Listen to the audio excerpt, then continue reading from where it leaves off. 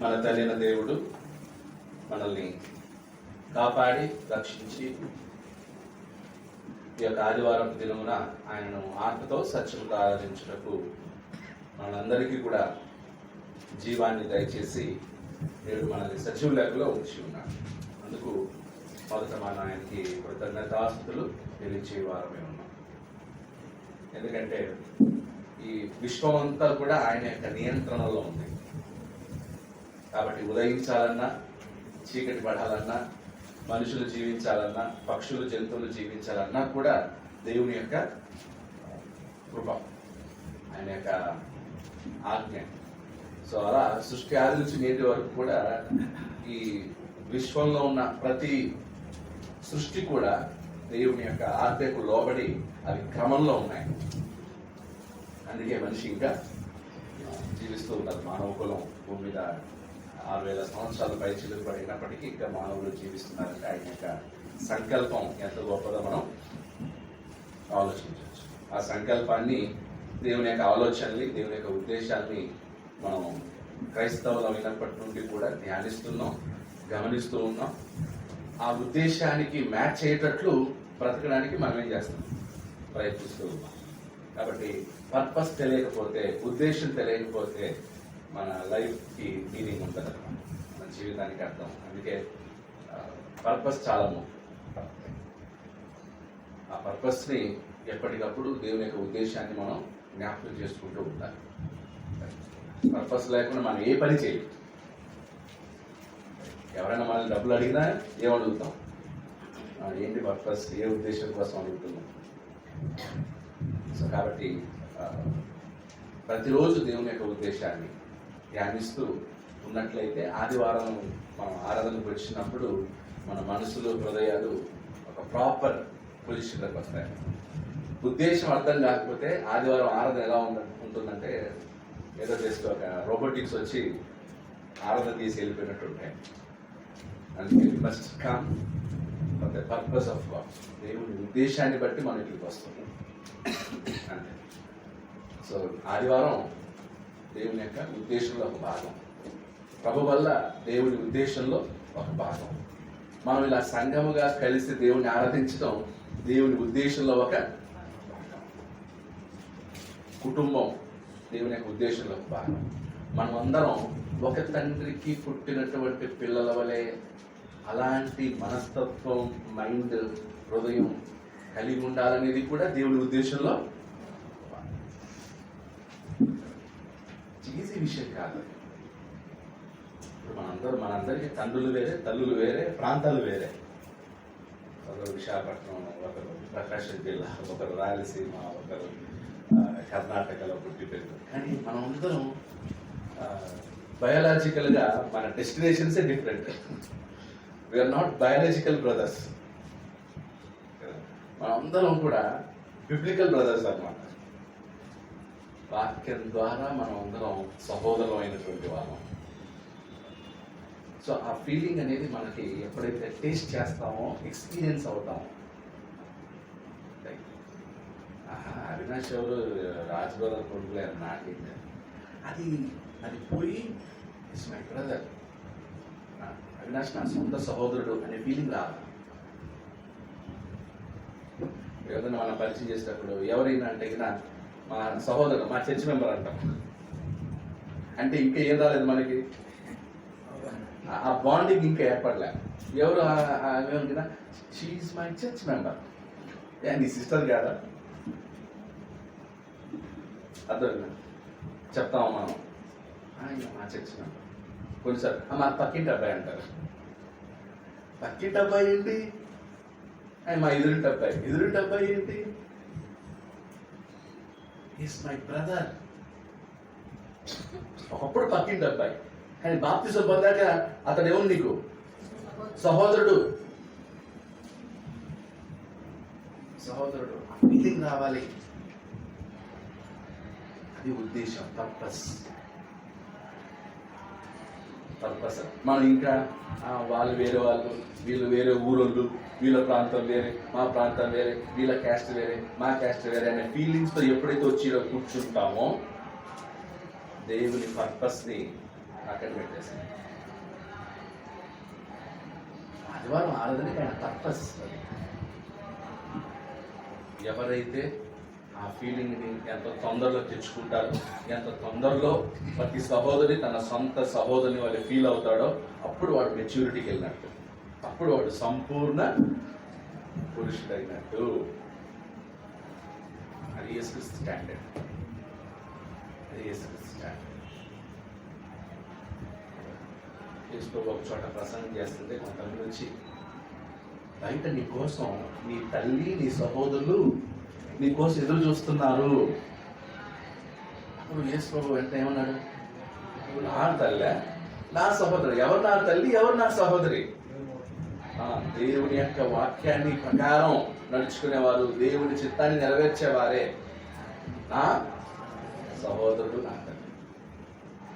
ఆయన స్టాండర్డ్. ఈరోజు మనం కూడా చర్చిలో ఉన్న బాప్తిజం పొందిన క్రీస్తు సంఘ సభ్యుడు ప్రతి ఒక్కరు కూడా మనకెవరన్నమాట? నా సహోదరుడు, నా సహోదరి.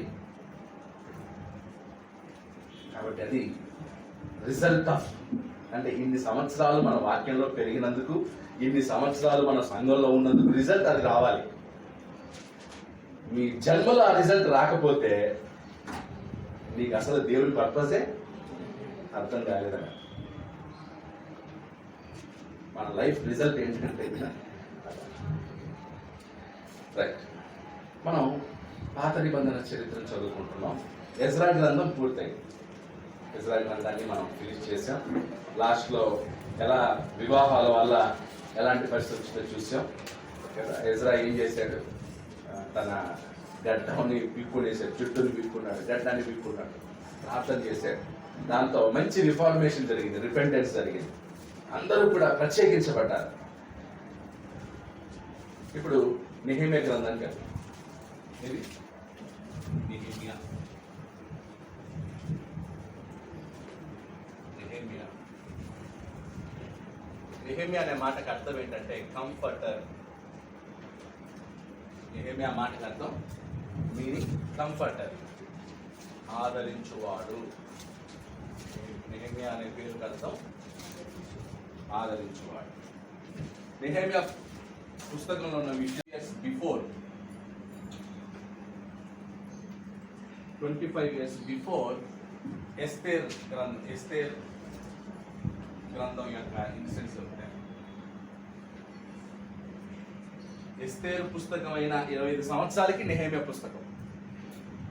నెహెమ్యాకి ఎస్తేర్కి మధ్య 25 years. అంటే నెహెమ్యా కంటే ముందు ఎస్తేర్ గ్రంథంలో ఉన్న విషయాలు జరిగిపోయేసాయి. మొర్దెకై, ఎస్తేరు. ఎస్తేర్ గ్రంథంలో ఉన్న విషయాలు జరిగిన 25 సంవత్సరాల తర్వాత ఎవరు వస్తున్నారు?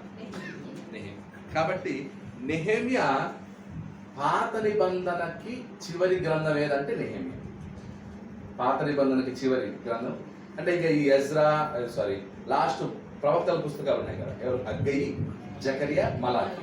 ఈ 3 ప్రవక్తల గ్రంథాలు ఏ పీరియడ్ లో జరిగాయి? జెరుబ్బాబెలు, ఎజ్రా, నెహెమ్యా. ఈ పుస్తకాల కాలంలోనే ఏవి జరిగాయి? హగ్గయి, జకరియా, మలాకి అయిపోయినాయి. ఆ 3 ప్రవక్తలు కూడా జెరుబ్బాబెలు నుండి నెహెమ్యా కాలం మధ్యలో ప్రవచించిన వారు. ఎవరు? హగ్గయి, జకరియా, మలాకి. కాబట్టి పాత నిబంధనకి చివరి పుస్తకం ఏది? నెహెమ్యా. నెహెమ్యా కంటే ముందు ఎస్తేర్ అయిపోయింది. సో కాబట్టి పాత నిబంధన లాస్ట్ లో ఉన్నామా? ఓల్డ్ టెస్టిమెంట్ కి లాస్ట్ బుక్ లో ఉన్నాం. అర్థమైందా?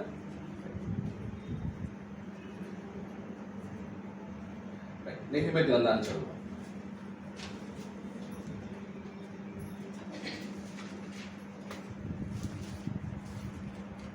నెహెమ్యా గ్రంథం 1వ అధ్యాయం, 1st చాప్టర్, మొదటి అధ్యాయం, 1వ అధ్యాయం.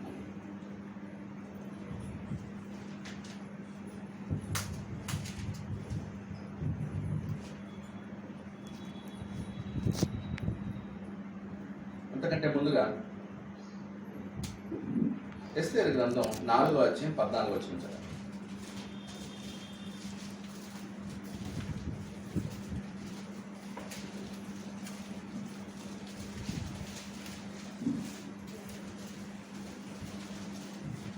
ఈ వచనం మనకి దేవుడు ఎలా తన పని కోసం ఎలాంటి వారిని ఆయన పుట్టిస్తాడు, సిద్ధపరుస్తాడు, ఆయన మనుషుల్ని తయారు చేసుకుంటాడనే విషయం ఈ వచనం తెలియజేస్తుంది. 4వ అధ్యాయం 10 నుంచి చదువుదాం. 9 దగ్గరికి వెళ్దాం. ఇక్కడ ఎస్తేర్ని రాణిని చేయడానికి మొర్దెకై ఏం చేస్తాడంటే ఎస్తేర్ని రాజు గృహంలోకి పంపుతాడు. మొర్దెకై అంటే ఎస్తేరు రాజు భార్య అయితే అప్పుడు ఎస్తేరు ఏం చేయొచ్చు అనమాట, యూదుల్ని సంరక్షిస్తుంది అని పంపించాడు. రాజు కూడా ఎస్తేర్ని చేర్చుకున్నాడు. 30 రోజులు అయిపోయింది, కానీ ఎస్తేరు దగ్గర నుంచి ఎలాంటి రెస్పాన్స్ రాలే. అప్పుడు మొర్దెకై ఎంక్వైరీకి పంపుతున్నాడు. ఏంటి, నేను ఎస్తేర్ని కలవాలి, మీట్ అవ్వాలి అని రిక్వెస్ట్ చేస్తున్నాడు. 9వ వచనం చూడండి. అంతటా ఎస్తేరు మొర్దెకైతో చెప్పుమని హతాకునకు సెలవిచ్చినదేమనగా, అప్పుడు ఎస్తేరు మొర్దెకైకి రిప్లై ఇస్తుంది. ఏంటి నువ్వు రెస్పాన్స్ లేదు, 30 days అయింది, ఏమైంది, ఏంటి నువ్వు రాణిగా వెళ్ళిపోయావు, పట్టించుకోవట్లేదా నువ్వు యూదుల గురించి అని మొర్దెకై సమాచారం అడిగితే అప్పుడు ఎస్తేరు రెస్పాన్స్ పంపించింది. ఏమని, పిలువబడక పురుషుడే గాని స్త్రీయే గాని రాజు యొక్క అంతర్గృహమున ప్రవేశించిన ఎడల బ్రతుకున్నట్లుగా రాజు తన బంగారపు దండమును ఎవరి తట్టు చాపునో వారు తప్ప ప్రతివాడు సంహరింపబడునన్న కఠినమైన ఆజ్ఞ గలదని రాజసేవకులకు అందరికీ అతని సంస్థానములో ఉన్న జనులందరికీ తెలిసి ఉన్నది. నేటికి 30 దినముల నుండి రాజునద్దకు ప్రవేశించుటకు నేను పిలువబడలేదని చెప్పుము అనెను. నేను వచ్చినప్పటి నుంచి 30 రోజులైంది, ఇంకా రాజు నన్ను ఏం చేయలేదు, పిలవలేదు, రాజు దగ్గరికి నేను పోలేదు, ఇంకా రాజు దగ్గరికి పోతే నేను ఏమైనా మాట్లాడతాను, ఇంకా నాకు ఆ ఛాన్స్ రాలేదని ఎస్తేరు రిప్లై ఇచ్చింది. దానికి మొర్దెకై రెస్పాన్స్. వారు ఎస్తేరు యొక్క మాటలు మొర్దెకైకి తెలుపగా మొర్దెకై ఎస్తేరుతో ఇట్లు ప్రత్యుత్తరం ఇచ్చి, రాజనగరులో ఉన్నంత మాత్రము చేత యూదులందరికంటే నీవు తప్పించుకొందువని నీ మనసులో తలంచుకొనవద్దు. ఏమా ఎస్తేరు, నేనే రాజగృహంలోకి వెళ్ళిపోయాను, ప్యాలెస్ లో ఉన్నాను, కాబట్టి నేను మిగతా యూదులందరూ చచ్చిపోయినా, మిగతా యూదులందరూ నాశనమైనా నేను బ్రతుకుతాను, నేను సేఫ్ అని అనుకుంటున్నావేమో, అలా తనొచ్చుకునవద్దు. అందరికంటే నేను సేఫ్ గా ఉన్నాను అనే వాళ్ళకి ఓవర్ కాన్ఫిడెన్స్ ఎక్కువ ఉంటుంది కదా, ఉంటుందా? కొంచెం ఎక్కువ డబ్బులు వచ్చినా, కొంచెం ఆస్తిపాస్తులు ఉన్నా ఆటోమేటిక్గా వైఖరి ఎలా ఉంటుంది, మాట తీరు కానీ, మాట్లాడే విధానం కానీ, తర్వాత అన్ని మారిపోతాయి, చేంజ్ అవుతాయి. ఎందుకు? అది సేఫ్ గా ఉన్నాడు, నేను సేఫ్ గా ఉన్నాను, నాకేం కష్టం వచ్చినా కూడా నాకు అన్ని ఉన్నాయి అనేవాడికి డిఫరెంట్ వైఖరి ఉంటాడు. సో మొర్దెకై అంటాడు, ప్యాలెస్ లో ఉన్నానండి, ప్యాలెస్ లో ఉంటే నేను సేఫ్ అనుకుంటున్నామేమో, అలా తలంచుకోవద్దు. ఎందుకు? ఇప్పుడు చెప్తాను 14వ వచనం. నీవు ఈ సమయమందు ఏమీ మాట్లాడక మౌనముగానున్న ఎడల యూదులకు సహాయమును విడుదలయు మరి యొక్క దిక్కు నుండి వచ్చును గాని నీవును నీ తండ్రి ఇంటి వారును నశించుదురు. ఒకవేళ నువ్వు మర్చిపోయినా, నువ్వు అప్పగించిన పనిని నిర్లక్ష్యం చేసినా, దేవుడు యూదులకు మరొక మార్గం కూడా ఏం చేస్తాడు? సహాయం చేస్తాడు. నువ్వు అనుకోద్దు నా ద్వారానే రక్షణ, నేనే విడుదల చేస్తాను, దేవునికి నేను తప్ప వేరే దిక్కు లేదు అనుకుంటున్నావేమో. నువ్వు నిర్లక్ష్యం చేస్తే దేవుడు వేరొక మార్గాన్ని వెతుక్కుంటాడు. కానీ నశించిపోయేది ఎవరు? నీ తండ్రి ఇంటి వారు నశించిపోతారు, నువ్వు నశించిపోతావు. దేవుడు వేరొక మార్గం చూసుకుంటాడు. నువ్వు నశిస్తావు, నీ తండ్రి ఇంటి వారు నశిస్తారు. అంటే ఎస్తేరు ఒకవేళ తనకి ఇవ్వబడిన రెస్పాన్సిబిలిటీని చేయకపోతే, తనకి ఇవ్వబడినటువంటి పనిని చేయకపోతే, ఒకటి తను నాశనం అవుతుంది, రెండోది తన ఇంటి వారు నాశనం. దేవుడు వేరే ఒక మార్గం కూడా ఏం చేస్తాడంట, నువ్వు ఒకదానివే కాదు, అంటే ఇలా ఎస్తేరు రాజు దగ్గరికి పోయేటట్లు, రాజు ఎస్తేర్ని సెలెక్ట్ చేసుకునేటట్లు, ఇదంతా ఎవరి డైరెక్షన్ లో జరుగుతూ ఉంది? దేవుని డైరెక్షన్ లోనే. దేవుడే ఎస్తేర్ని పుట్టించాడు, దేవుడే నెహెమీయాని పుట్టించాడు, దేవుడే ఎజ్రాను పుట్టించాడు, దేవుడే జెరుబ్బాబెలును పుట్టించాడు. వీళ్ళందరినీ దేవుడే పుట్టించాడు. ఈరోజు నువ్వు కాకపోతే నువ్వు లేవా, ఓకే, నిన్ను వదిలేసి దేవుడు ఇంకొకరిని పుట్టించుకుంటాడు. అన్య రాజుల్నే వాడుకున్నాడు. మాది పారిశ్రామిక రాజుల్ని వాళ్ళు దేవుని ప్రజలు, జెరుబ్బాబెలు వెళ్ళేటట్లుగా, ఎజ్రా వెళ్ళేటట్లు సామాగ్రి పంపించారు, బంగారు నగలు పంపించారు దేవాలయం కట్టడానికి. యెరూషలేము దేవాలయం కట్టబడుటకు సొంత ప్రజల కంటే ఎవరిచ్చిన ధనం ఎక్కువ ఉంది, అన్నిలు ఇచ్చిన ధనం ఎక్కువ ఉంది, రాజు పంపించిన సామాగ్రి ఎక్కువ ఉంది. కాబట్టి మనం కొన్నిసార్లు అనుకుంటాం ఏమని, నేను లేకపోతే లేదు, మేము ఇవ్వకపోతే గిన ఏం జరగదు. పుట్టించేవాడెవరు? నిలబెట్టేవాడెవరు? పంపించేవాడెవరు? చూస్తే జాగ్రత్త. నువ్వు అనుకుంటున్నావేమో రక్షణ అంచు ఎంత బాగుంది, యూదులకు సహాయము విడుదల మరి ఒక దిక్కు నుండి వచ్చును గాని నీవును నీ తండ్రి ఇంటి వారును నశించుదురు. నీవు ఈ సమయమున బట్టియే రాజ్యమునకు వచ్చితివేమో ఆలోచించుకునుమని చెప్పుము అనెను. అంటే ఏంటి? జాప్యం అయిపోయింది. ఎస్తేరు చేయాల్సిన పని విషయంలో జాప్యమైంది. మొదటగా అక్కడ అంటే కాంప్రమైజ్ అవ్వట్లే ఆ విషయంలో. ఎస్తేర్ని పెంచినోడు మొదటయ్యే కూతురుతో సమానంగా పెంచాడు. ఎందుకు పెంచాడు? ఉద్దేశం ఉంది, పర్పస్. నిన్ను పెంచింది ఒక పర్పస్ కోసం, నువ్వు ప్యాలెస్కి వెళ్ళింది ఒక పర్పస్ కోసం. ఆ పర్పస్ ని, ఆ ఉద్దేశాన్ని నువ్వు నిర్లక్ష్యం చేస్తే, విడిచిపెడితే దేవుడు వేరొక మార్గం చూసుకుంటాడు. కానీ నువ్వు నీ ఇంటి వారు నశించిపోతావు. అందుకే మనం కూడా దేవుని రాజ్యంలో, సంఘంలో మనకి ఏదైనా రెస్పాన్సిబిలిటీ ఇచ్చినప్పుడు దాన్ని ఏం చేయాలి? దాన్ని ఏం చేయాలి? ఏం చేయకూడదు? నిర్లక్ష్యం చేయకూడదు. నిర్లక్ష్యం చేస్తే ఏమవుతుంది? పని ఏదోలాగా జరుగుతుంది. కానీ రెస్పాన్సిబిలిటీ తీసుకున్న నీవు, లేదా దేవుడు నీకు ఇచ్చిన రెస్పాన్సిబిలిటీ నెరవేర్చకపోవటం వల్ల శిక్ష నీకు, నీ ఇంటి వారికి ఉంటుంది. నీకు, నీ ఇంటి వారికి ఉంటుంది శిక్ష. అది ఎవరైనా సరే, మాకైనా సరే. ఇప్పుడు మేము సువార్థికులు వచ్చాము, మా రెస్పాన్సిబిలిటీ మేము చేయకపోతే, మా బాధ్యత మనం చేయకపోతేనా అప్పుడు దేవుడు ఎవరిని శిక్షించాలి? మమ్మల్ని శిక్షిస్తాడు. ఆ భయం ఉంటుంది సువార్థికులకి. నేను ఒకవేళ సువార్త పని చేయకపోతే, సువార్త పని మధ్యలో ఆపేస్తే, ఎవరో బెదిరింపులకు భయపడి మానేస్తే పని, శిక్ష ఎవరికి? నేను కాకపోతే వేరే సువార్థికులు పెడతాడు దేవుడు. కానీ శిక్ష నాకు ఉంటుంది, నా కుటుంబానికి ఉంటుంది శిక్ష. అందుకే ఎన్ని అవమానాలైనా, ఎన్ని కష్టాలు వచ్చినా, ఎన్ని ప్రాబ్లమ్స్ వచ్చినా సువార్థికుడు ఎందుకు సౌమ్యంగా అన్ని ఓకేలే అని ఎందుకు ఉంటుకుంటాడు? దీనే ఇద్దరు పట్ల ఇచ్చిన పనిని ఏం చేయాలి? మాట ఇచ్చాం, చేస్తానని చెప్పాం, రెస్పాన్సిబిలిటీ తీసుకున్నాం. అది ఎంత చిన్న పనైనా ఏం చేయాలి? నెరవేర్చాలి. ఇప్పుడు ఆదివారం నిర్లక్ష్యం చేస్తే, సండే వర్షిప్ని నిర్లక్ష్యం చేస్తే,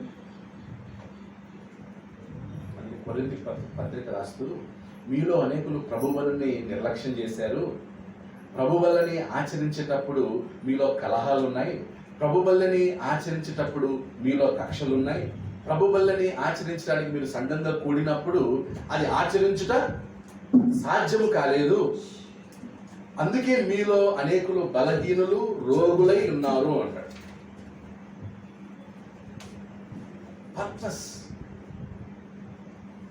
పర్ఫెక్షన్ లేదు. ప్రభు వల్ల చేసే విషయంలో పర్ఫెక్షన్ ఉండాలి. అంటే కక్షలు, కలహాలు ఏమి లేకుండా సమాధానంతో, ప్రేమతో జరగాలి. అది జరగట్లేదు కొలది సంఘం. అందుకు పౌలు గారు అది సాధ్యం కాదు. సో మనం పాత నిబంధన చరిత్ర చదువుతున్నా ఆ పాత నిబంధన యొక్క నీడ ఏదైతే ఉందో ఈ రోజు చాలా అవి దృష్టాంతములుగా ఉన్నాయి మనకి పాత నిబంధనలో ఉన్నటువంటి విషయం. ఈరోజు ఎస్తేరు గ్రంథంలో చెప్పబడిన మాట ప్రకారం కూడా దేవుడు మనకిచ్చింది ఒకే లైఫ్. ఎన్ని జన్మలు? ఒకటే జన్మ. ఎన్ని మరణాలు? ఒకేసారి పుడతావు, ఒకేసారి చేస్తావు. సర్లే ఈ జన్మలు మిస్ అయితే వచ్చే జన్మలు చేస్తానులే ప్రభువా, ఉందా? ఛాన్స్ ఉందా? సో ఏమన్నా మనం దేవుడి కోసం చేయాలంటే ఏ జన్మలో చేయాలి? ఈ జన్మలోనే చేయాలి. ఈ జన్మలోనే చేయాలి.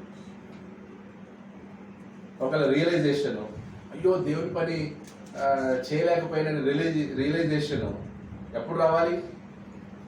మంచాన పడకముందే రావాలి. మంచాన పడ్డాం అనుకోండి, రియలైజేషన్ వస్తుంది. ఎప్పుడు? మంచాన పడినప్పుడు రియలైజేషన్ వస్తుంది. కానీ ఏది సపోర్ట్ చేయడు. అయ్యో చేయలేకపోయినా, అట్లా చేయలేకపోయినా, ఇట్లా చేయలేకపోయినా, ఇట్లా చేయాలి, టైం అయిపోయింది, వయసు అయిపోయింది, ఎనర్జీ అయిపోయింది, అన్నీ అయిపోయిన తర్వాత చేసింటే బాగుండు అనుకుంటే ఎక్కడ చేస్తారు?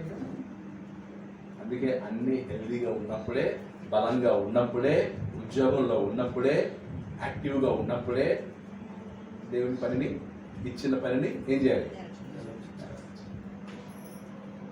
లేకపోతే పని జరుగుతుంది కానీ నింద ఎవరి మీద పడుతుంది అనమాట? నీ మీద పడుతుంది. ఇప్పుడు యూదా ఇస్కరియోతు ఒకటి చచ్చిపోయాడు 12 మందిలో. పని ఆగిందా?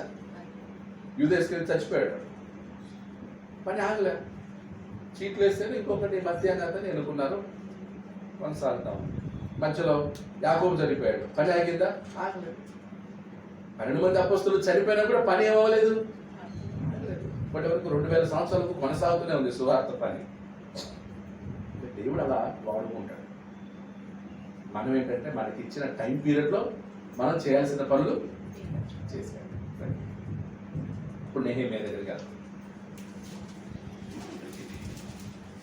సో నెహెమ్యాని కూడా ఎవరు లేపుతున్నారు? నెహెమ్యాని పురికొల్పేది ఎవరన్నమాట? దేవుడే. 1వ అధ్యాయం 1 నుండి చదువు. హకల్యా కుమారుడైన నెహెమ్యా యొక్క చర్యలు. 20వ సంవత్సరంలో కిస్లేపు మాసమున నేను షూషాను కోటలో ఉండగా నా సహోదరులలో హననియా అను ఒకడును యూదులలో కొందరును వచ్చిరి. చెరపట్టబడిన శేషంలో తప్పించుకున్న యూదులను గూర్చి యెరూషలేమును గూర్చి నేను వారిని అడగగా వారు, చెరపట్టబడిన వారిలో శేషించిన వారు ఆ దేశంలో బహుగా శ్రమను, నిందను పొందుచున్నారు. మరియు యెరూషలేము యొక్క ప్రాకారము పడదోయబడి ఉన్నది, దాని గుమ్మములను అగ్ని చేత కాల్చబడినవని నాతో చెప్పిరి. సో ఇక్కడ మొదటి 3 వచనాలు ఏంటంటే, ఇక్కడ Nehemiah receive a visit from his brother. Nehemiah receive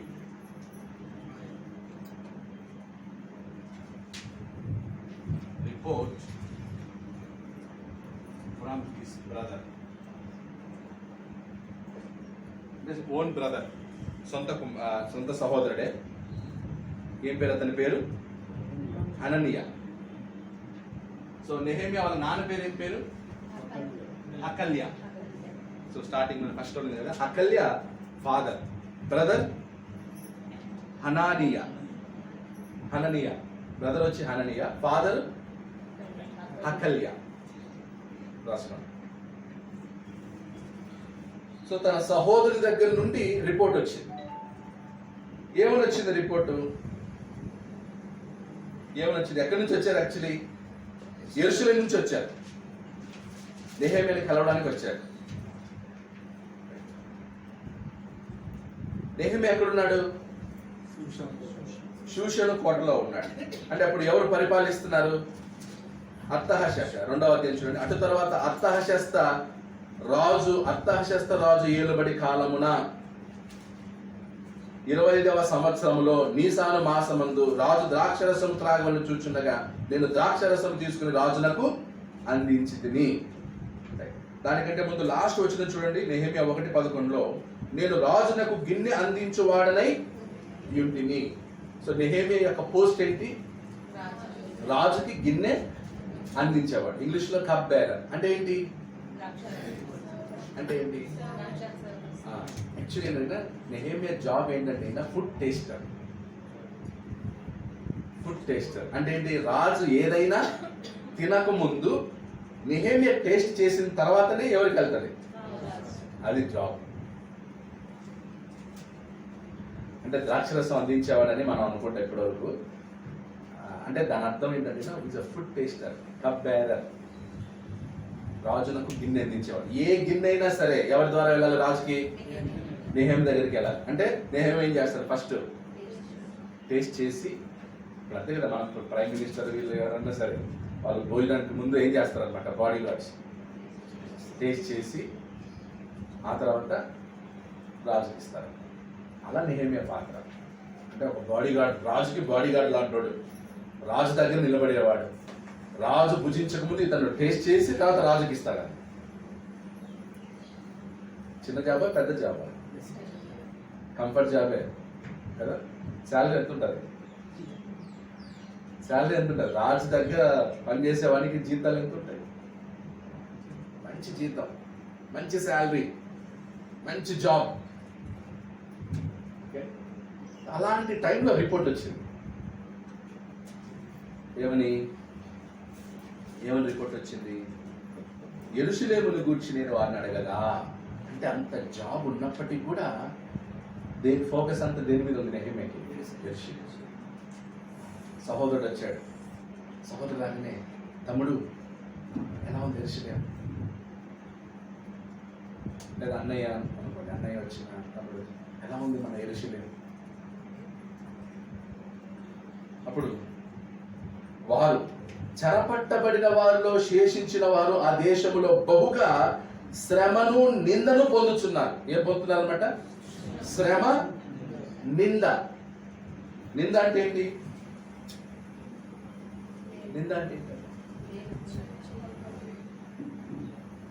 అంటే సిగ్గుపాలు. అంటే సిగ్గుతో తల దించుకుంటున్నారు. షేమ్. నిందలు ఉన్నప్పుడు ఏముంటాయి? షేమ్.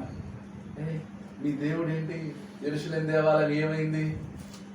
ఓ పెద్ద మీరు, మా దేవుడు గొప్పవాడు, మమ్మల్ని యుద్ధాల నుంచి కాపాడాడు, దావీదు గురించి గొప్పగా ఇదంతా చెప్పారు కదా. ఏమైంది మీ పరిస్థితి? ఎక్కడికి పోయాడు మీ దేవుడు? ఎందుకు దేవుడు మిమ్మల్ని బబులోనికి పంపించాడు? ఎందుకు మీ దేవాలయం ఇలా నాశనం అయిపోయింది అని చుట్టుపక్కల ఉన్న వాళ్ళందరూ ఏం చేస్తున్నారు? ఎగతాళి చేస్తున్నారు. అప్పుడు ఆ ఎగతాళికి దేవుని ప్రజల పరిస్థితి ఎలా ఉంది? తలదించుకున్నారు. అవమానంగా ఉంది. అలా నిందలు ఉన్నాయి. శ్రమలు, నిందల్లో ఉన్నారు. ఎందుకు? యెరూషలేము దేవాలయం ఏమైపోయింది? దేవాలయం లేదు. వీళ్ళ యొక్క శక్తి, బలము ఏది? యెరూషలేము దేవాలయమే. ఈ రోజు కూడా ఇశ్రాయేలుకి నెమ్మది లేకపోవడానికి కారణం ఏంటంటే దేవాలయం వాళ్ళ స్థలంలో లేదు. ఇప్పుడు ప్రజెంట్ యెరూషలేము దేవాలయం స్థలం ఇజ్రాయెల్ చేతిలో లేదు, పాలస్తీనా వాళ్ళ చేతిలో. దేవుడు కావాలని ఇశ్రాయేలుకి ఇవ్వట్లే. ఎందుకంటే శరీర సంబంధమైన దేవాలయం ఏం చేయబడింది? కొట్టివేయబడింది. ఆత్మ సంబంధమైన దేవాలయం స్థాపించబడింది. ఆత్మ సంబంధమైన దేవాలయం ఉండగా శరీర సంబంధమైన దేవాలయం ఎందుకు ఇస్తాడు? ఎన్నో కసరత్తులు చేస్తున్నారు నేడు ఇశ్రాయేలు ఆ స్థలం కోసం. ఎందుకంటే ఆ స్థలం దొరికితే యెరూషలేము దేవాలయం కట్టేస్తారు వీళ్ళు. ఎవరు? ఇప్పుడున్న ఇశ్రాయేలు. యెరూషలేము దేవాలయం కట్టకూడదు, అక్కడ దేవాలయ నిర్మాణం కాకూడదు, శరీర సంబంధమైన ఆలయం మళ్ళీ కట్టకూడదు. అందుకే దేవుడు వాళ్ళకి ఇవ్వకుండా చేస్తున్నాడు. అందుకే ఈరోజు ఇశ్రాయేలుకి సమాధానం లేకపోవడం కారణం ఏంటంటే కనుక వాళ్ళు యేసుక్రీస్తుని ఏం చేయట్లేదు, నేటికి అంగీకరించడం లేదు. ఈరోజు కొంతమంది క్రైస్తవులు దేవా ఇశ్రాయేల్ కాపాడు, ఇశ్రాయేల్ కాపాడు. ఎందుకు కాపాడతారు ఆయన? ఎందుకంటే శరీర సంబంధమైనటువంటి ఆశీర్వాదాన్ని దేవుడు తీసివేసి ఏ ఆశీర్వాదాలు ఇచ్చాడు? ఆత్మ సంబంధమైన ఆశీర్వాదాలు ఇచ్చాడు. ఆ ఆత్మ సంబంధమైన ఆశీర్వాదాలు ఎవరిలో ఉన్నాయి? యేసుక్రీస్తునందు ఉన్నాయి. ఈరోజు యేసుక్రీస్తునందు ఉన్నటువంటి వారికి మాత్రమే ఆత్మ సంబంధమైన ఆశీర్వాదాలు, యేసుక్రీస్తునందు ఉన్నటువంటి వారికి మాత్రమే సమాధానం.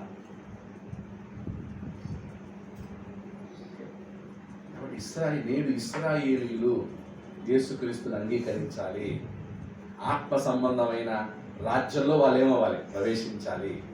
అప్పుడే వాళ్ళకు సమాధానం, అప్పుడే వాళ్ళకు నెమ్మది. అప్పటి వరకు యుద్ధాలు జరుగుతూనే ఉంటాయి, వాళ్ళకి నెమ్మది ఉండదు. మేబీ ఇస్రాయల్ భారతదేశం చాలా గొప్పది, చాలా గ్రేట్ అని ఉన్నాయి. అవును, వాళ్ళ దగ్గర ప్రపంచంలో ఎవరి దగ్గర లేని మిలిటరీ సామర్థ్యం వాళ్ళ దగ్గర ఉంది. కానీ యేసు ప్రభు లేడే. పెద్ద పెద్ద ట్యాంకులు ఉన్నాయి, పెద్ద పెద్ద యుద్ధ విమానాలు ఉన్నాయి, లేటెస్ట్ టెక్నాలజీ యుద్ధ విమానాలు ఉన్నాయి. కానీ ఎవరు లేరు వాళ్ళతో. యేసు ప్రభు లేడు. యేసు ప్రభు లేకపోతే ఎంత యుద్ధ సామాగ్రి పెట్టుకున్నా ప్రయోజనం లేదు. అప్పటి నుంచి ఇప్పటి వరకు కూడా అదే ప్రాబ్లం వాళ్ళు. నెక్స్ట్ ఇంకా ముందుకెళ్తాం. సో దేవుని ప్రజలు యెరూషలేము యొక్క ప్రాకారము పడద్రోయబడినది, దాని గుమ్మములు అగ్ని చేత కాల్చబడినవని నాతో చెప్పిరి. సో ఈ విషయం విన్నాక నెహెమ్యా రెస్పాన్స్ 1వ అధ్యాయం 4 నుండి 11 వరకు నెహెమ్యా రెస్పాన్స్. నెహెమ్యా యొక్క ప్రతిక్రియ, ఎలా స్పందిస్తున్నాడు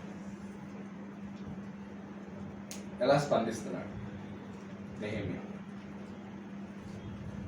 అంటే ఒక చెడు వార్త విన్నాక, ఒక చెడ్డ సమాచారం విన్నాక ఎలా ఉంటుంది?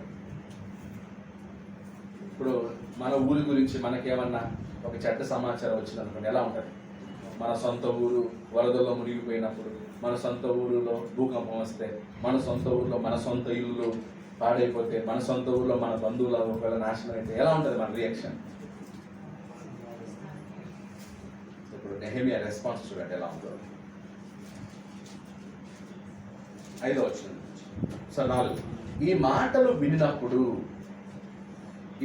విన్నప్పుడు నేను కూర్చుండి ఏడ్చి కొన్ని దినములు దుఃఖముతో ఉపవాసం ఉండి ఆకాశమందలి దేవుని ఎదుట విజ్ఞాపన చేసింది. ఆకాశమందలి దేవుని ఎదుట విజ్ఞాపన చేసింది. సో నెహెమ్యా ఏం చేస్తున్నాడు?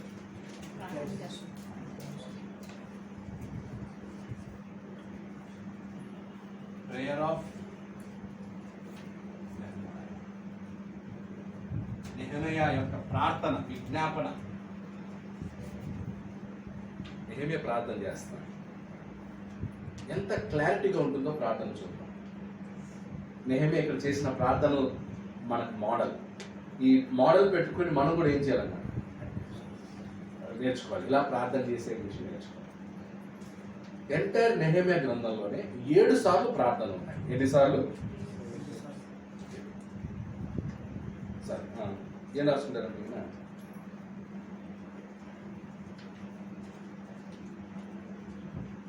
11 సార్లు ప్రార్థన చేశాడు. 11 times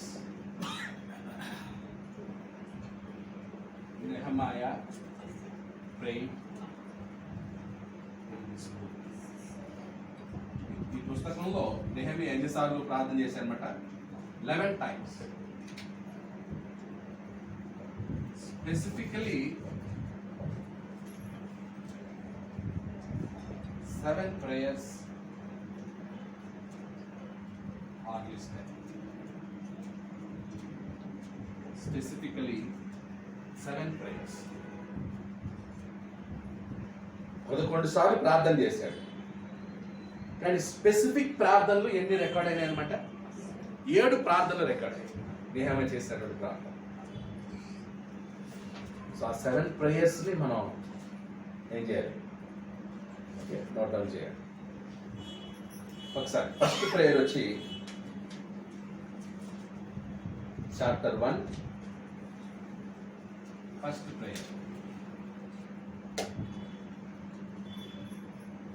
first prayer 1:4 to 11. 4 to 11. So first ప్రేయర్ని మనం గమనిస్తున్నాం.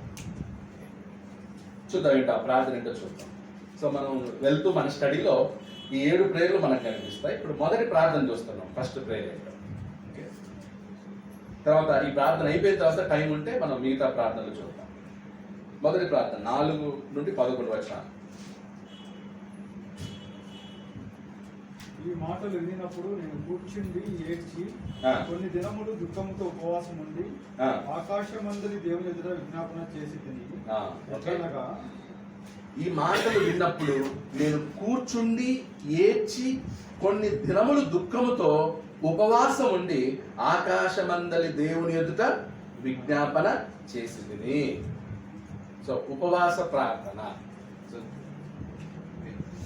ఉపవాస ప్రార్థన ఏమి చేస్తున్న ప్రార్థన ఏంటన్నమాట?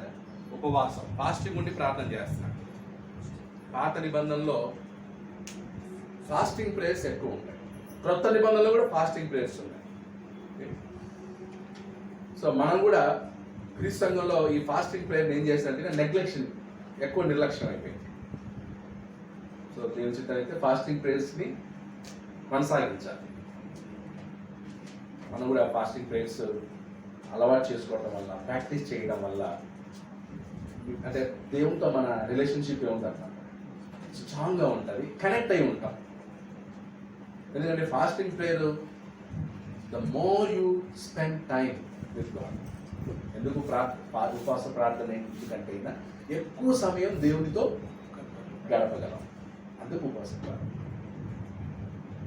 కనీసం మంత్లీ 5 times కానీ 4 times కానీ వీక్లీ వన్స్ కానీ ఉపవాస ప్రార్థన చెడ్డది కాదు, చాలా మంచిది.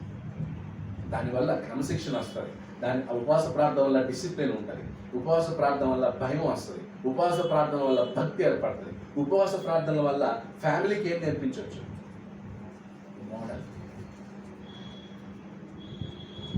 తండ్రి ఉపవాసం ఉండి ప్రార్థన చేసినప్పుడు పిల్లలు ఆ విషయం చూశారు. మా నాన్న ఉపవాసం ఉండి ప్రార్థిస్తాను, మా నాన్న ఉపవాసంతో ప్రార్థన చేస్తాను. ఇప్పుడు పిల్లలు ఎగ్జామ్స్కి వెళ్ళేటప్పుడు తండ్రి ఉపవాసం ఉండి ప్రార్థన చేస్తే ఆ పిల్లలకి ఎలా ఫీల్ ఉంటుంది? రిజల్ట్ టైంలో, ఉద్యోగం టైంలో, పెళ్లి టైంలో తండ్రులు ఏం చేయాలి? ప్రార్థన చేయాలి, ఉపవాసం ఉండి ప్రార్థన చేయాలి.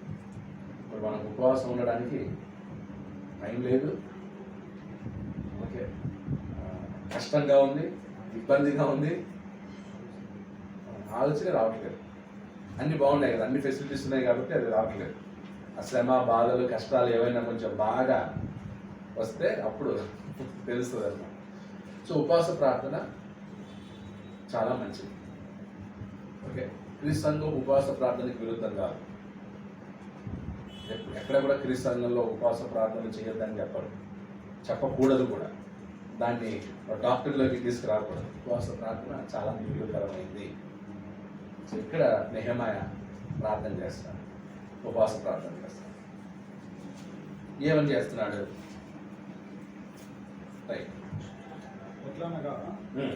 ఆకాశమందున్న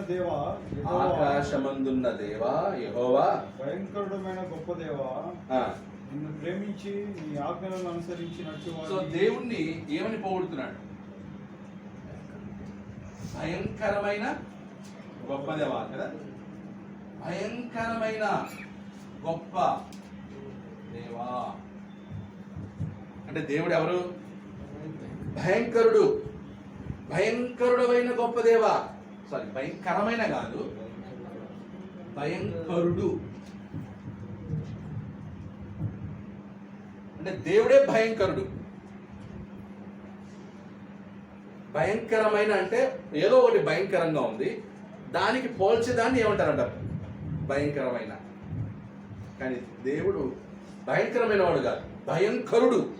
ఆయనే భయంకరుడు. సో మీరు దీన్ని మన హిందూ దేశంలో దేవతల విగ్రహాలు చూసినట్లయితే ఆ దేవత విగ్రహాన్ని భయంకరంగా చూపిస్తారు తెలుసా. నాలుగింత పెద్దగా వచ్చి, ఓకే, కళ్ళు పెద్దగా చేసి ఒక విగ్రహం, ఆ తర్వాత ఒక తల నరికిన తర్వాత తలని చేత పట్టుకొని, లేదా తల కాళ్ళ కింద ఉంటుంది, విగ్రహం కాళ్ళ కింద 5-6 చేతులు ఉంటాయి, ఒక్కొక్క చేతికి ఒక్కొక్క ఆయుధం ఉంటుంది. ఆ కోపంతో ఇలా అంటే పిక్చరైజేషన్ని, అంటే దేవుడు భయంకరుడు అని చూపించడానికి పిక్చరైజేషన్ అలా చేస్తారు. దేవుడు అలా ఉంటాడు. ఓకే, దేవుడు అట్లా నాలుగు పెట్టడం, ఇంకా కాలు అలా ఉండడం అని లోకంలో అది క్రియేట్ చేశారు భయంకరంగా చూపించడానికి. అట్లుంటాడు కానీ కాదు. మళ్ళీ మీరు అనుకోరు, ఓ యెహోవా దేవుడు కూడా ఇలా ఉంటాడేమో అనుకోలేదు. ఎప్పుడు భయంకరుడుగా ఉంటాడు. చెడు విషయంలో ఆయన భయంకరుడు, పాపం విషయంలో ఆయన భయంకరుడు. ఆఫీస్లో కూడా మీ బాస్ స్ట్రిక్ట్గా ఉంటే ఎలా ఉంటాడు? కొంతమంది బాస్ ఎలా ఉంటారంటే ఆయన ఎంటర్ అయితే చాలు ఎట్లా. కొంతమందికి ఎంప్లాయీస్కి ఎలా వణుకుతూ ఉంటారు. కారణం ఏంటి? బాగుంటాడు ఆయన, టై వేసుకొని ఉంటాడు, సూట్ వేసుకొని ఉంటాడు, బ్లేజర్ వేసుకొని ఉంటాడు, షూ వేసుకొని ఉంటాడు, చాలా నీట్గా ఉంటాడు. కానీ ఆయన అంటే అందరికీ ఎందుకు? ఆయన కొన్ని క్వశ్చన్స్ అడుగుతాడు, దానికి ఆన్సర్ ఉండదు. ఇప్పుడు భయం వేస్తారు. ఈవెన్ టీమ్ లీడర్లు కూడా వణుకుతుంటారు. నీట్గా సూట్ బూట్ వేసుకుంటారు. మరి ఎందుకు అంత భయం? Because of the strictness. ఆ బాస్, ఆ మేనేజర్ అంత స్ట్రిక్ట్ గా ఉన్నప్పుడు ఆటోమేటిక్ అందరూ ఏమొస్తుంది? దేవుడు భయంకరుడు అంటే ఈ విషయంలో దేవుడు చాలా స్ట్రిక్ట్. భయంకరుడు దేవుడు స్ట్రిక్ట్ అన్నమాట. అంతే కదా. నాన్న స్ట్రిక్ట్ గా ఉన్నాడు అనుకో, ఆటోమేటిక్గా పిల్లలు ఏముంటది? భయం. సో నెహెమ్యా దేవుడు చాలా స్ట్రిక్ట్ అండి. భయంకరుడు అయిన గొప్ప దేవా. తర్వాత నిన్ను ప్రేమించి నీ ఆజ్ఞలను అనుసరించు, నిన్ను ప్రేమించి నీ ఆజ్ఞలను అనుసరించు నడుచువారిని కటాక్షించి వారితో నిబంధనను స్థిరపరచువాడా.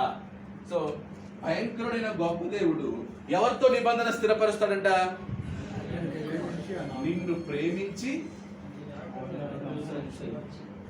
దేవుణ్ణి ప్రేమించాలి, దేవుని ఆజ్ఞలను, దేవుని ప్రేమించి, నిన్ను ప్రేమించి నీ ఆజ్ఞలను అనుసరించు వారితో ఏం చేస్తారంట? అనుసరించు వారిని ఏం చేస్తారంట? కటాక్షించి వారితో నిబంధనను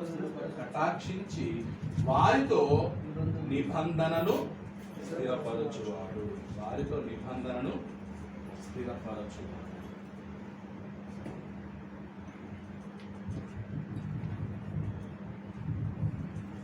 మనం దేవుడు కరుణిస్తాడు, దేవుడు ప్రేమిస్తాడు, దేవుడు కటాక్షిస్తాడు, దేవుడు దయ చూపిస్తాడు, దేవుడు జాలి చూపిస్తాడు అనే దాని మీదనే ఎక్కువ వెళ్తుంటాం. కానీ ఆయన ఆజ్ఞలు అనుసరించు వారిని అనేది చెప్పాం. ఎవరిని కటాక్షిస్తాడు ఆయన? ఆయన ఆజ్ఞలు అనుసరించేవారిని. ఎవరిని ప్రేమిస్తాడు ఆయన? ఆయన ఆజ్ఞలు అనుసరించేవారిని. ఎవరితో నిబంధనని స్థిరపరుస్తాడు? ఆయన ఆజ్ఞలు అనుసరించేవారిని.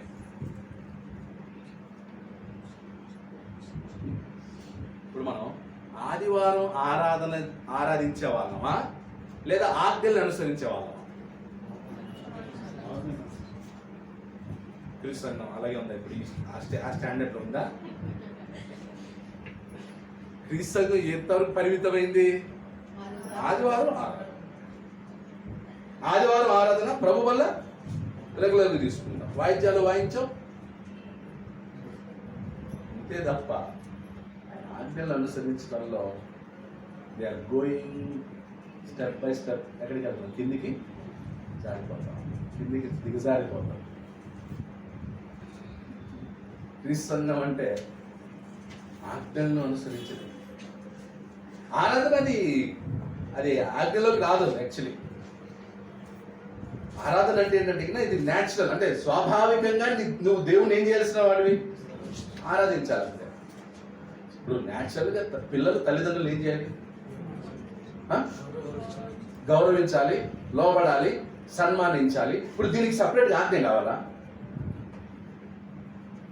అది న్యాచురల్గా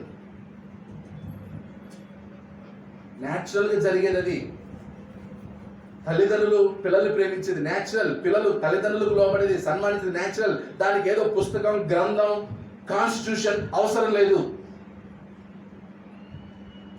ఇప్పుడు మన ఆరాధన కాన్స్టిట్యూషన్ ప్రకారం చేస్తున్నావా, దేవుని మీద ప్రేమతో చేస్తున్నావా? న్యాచురల్ ఆరాధన. దానికి మళ్ళీ ఏం అవసరం లేదన్నమాట. నిబంధనలు, ఆజ్ఞలు ఏదో పెద్ద ఇదిగా ఫీల్ అవి బాగుండు. నా సృష్టికర్త నేను ఆరాధిస్తాను అంతే. నా సృష్టికర్తను ఆరాధిస్తాను. బట్ సెకండరీ ఏంటంటే ఆజ్ఞలను అనుసరించి నా సృష్టికర్త నాకు ఏదైతే ఆజ్ఞాపించాడో దాన్ని అంతే తప్ప ఆరాధననే ఇంకా ఏదో జీవితంలో పెద్ద సాధించినంత ఫీలింగ్ అయిపోతుంది. అమ్మయ్య ఆదివారం ఆరాధన అయిపోయింది, భలే ఉంది తప్ప ఈరోజు ఆరాధన ఏముంది? ఆరాధన భలే ఉందంట, లడ్డా ఇదేమన్నా ఆరాధన భలే ఉంది. ఈరోజు ఆరాధన ఏం బాగాలేదు. ఆరాధన బాగుంది బాగలేదు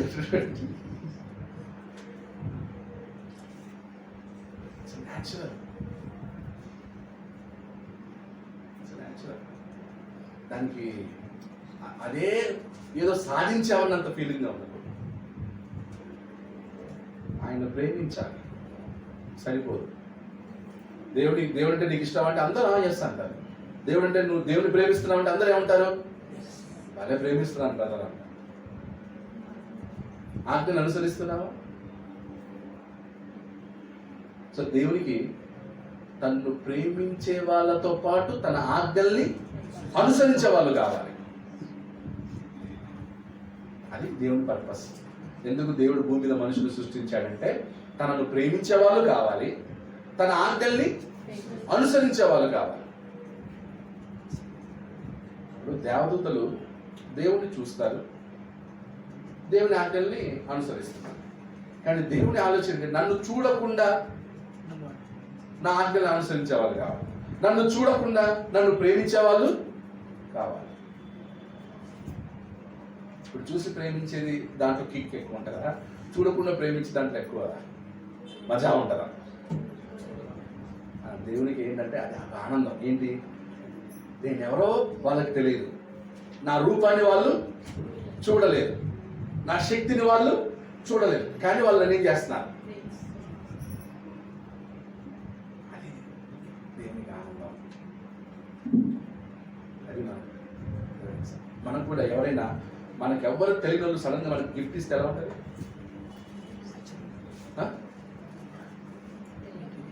ఇప్పుడు పెళ్లిలో గిఫ్ట్లు ఇస్తుంటారు కదా, కానుకలు. బంధువులు గిఫ్ట్ ఎక్కువ ఇచ్చారనుకో, మనం ఏమనుకుంటాం ఉంగరం, బంధువులకి చాలా బ్లడ్ రిలేటివ్స్ ఉంగరం, బంగారం ఇవి వేస్తారు. ఒకవేళ బంధువు కానోడు ఏదో నిన్న మొన్న పరిచయం అయినాడు కాస్ట్లీ గిఫ్ట్ వేసాడు అనుకోండి, ఏమని ఫీల్ అవుతాం? ఆయన మన బంధువు కాదు, మనకి పరిచయం లేదు, ఇంత కాస్ట్లీ గిఫ్ట్ వేసాడేంటి? అది ఎలా ఉంటుంది? ఆశ్చర్యం, ఆనందం, సంతోషం, ఎవరితో చెప్పుకోలేదు లేదు. ఇంకా అందరిని వదిలేసి ఆయన పట్టుకుంటాం, వా ఎంత పెద్ద గిఫ్ట్ వేసాడు కదా. సో మనకు కూడా మనకు తెలియని వాళ్ళు, మన బంధువులు కాని వాళ్ళు మనకి ఏమైనా గిఫ్ట్ పెద్దది ఇస్తే మనం ఎంత సంబరపడిపోతామో, అలాగే దేవుడు కూడా తన రూపమును చూడనటువంటి వారు తనని అమితముగా ప్రేమించినప్పుడు దేవునికి ఏంటంటే సంతోషం. మనం ఆయన రూపాన్ని చూడలేదు, ఆయన స్వరూపాన్ని చూడలేదు, ఆయన స్వరము వినలేదు. కేవలం ఆయన గురించి మనం ఏం చేస్తున్నాం? వింటున్నాం. విని విశ్వసిస్తున్నాం, విని నమ్ముతున్నాం. కాబట్టి దేవుణ్ణి ప్రేమించే వాళ్ళు కావాలి, దేవుని ఆజ్ఞల్ని. ఇశ్రాయేలీయులు ఈ విషయంలో ఏమయ్యారు? ఫెయిల్. అర్థమవుతుందా? ఆ విషయం అదే నెక్స్ట్ చెప్తాడు. మేము ఈ విషయంలో ఏమైపోయాం? ఫెయిల్యూర్ అయిపోయాం ప్రభువా దేవాన్ని నెహెమ్యా కన్ఫెస్ చేస్తాడు అనమాట ప్రార్థనలో.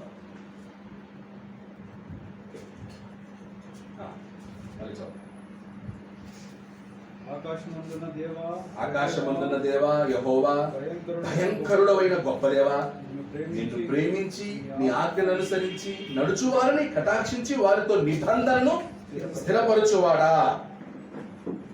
నీ చెవియొక్కి నీ నేత్రములు తెరిచి నీ సన్నిధిని దివారాత్రము నీ దాసులైన ఇశ్రాయేలుల పక్షముగా నేను చేయు ప్రార్థన అంగీకరించుము. సో రిక్వెస్ట్ చేస్తాడు ఏమని? నేను చేయు ప్రార్థనని, నేను చేయు ప్రార్థనను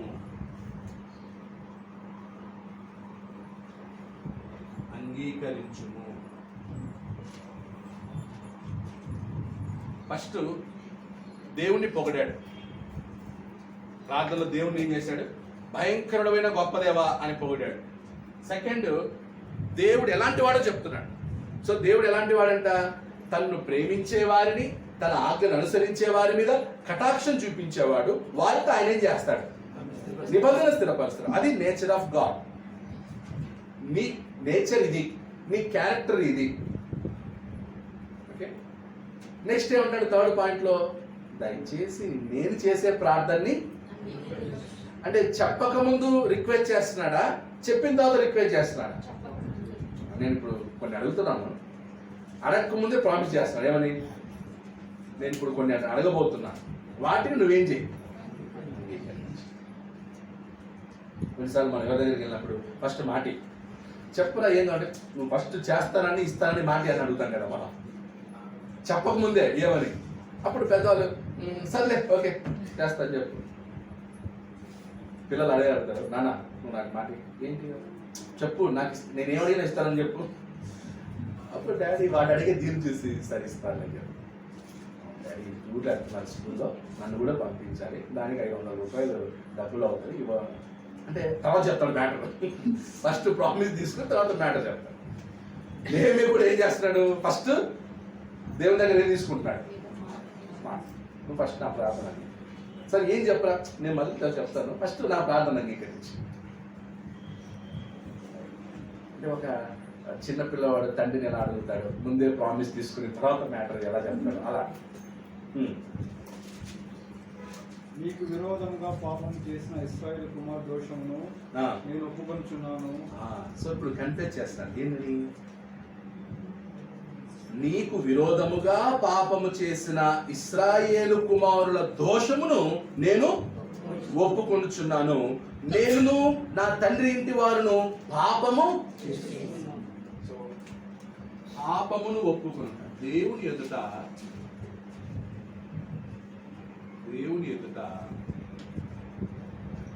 పాపమును ఒప్పుకొనుచున్నాడు.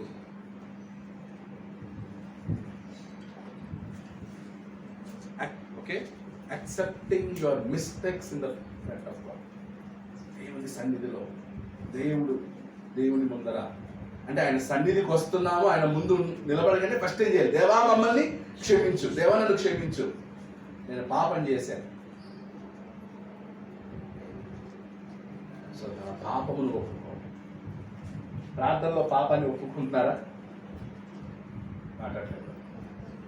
నేను ఎవ్రీడే ప్రార్థన చేసేటప్పుడు ఏం చేయాలి? స్పెసిఫిక్ సిన్నా లేదా ఏ పాపం చేసావు నాకు తెలియదు కానీ నీకు తెలుసుంటుంది, నువ్వు చూసుకుంటున్నావా దేవుడిని? స్పెసిఫిక్ ప్రేయర్ అంటే అన్నీ ఎలా ఉండాలి? స్పెసిఫిక్గా ఉండాలి.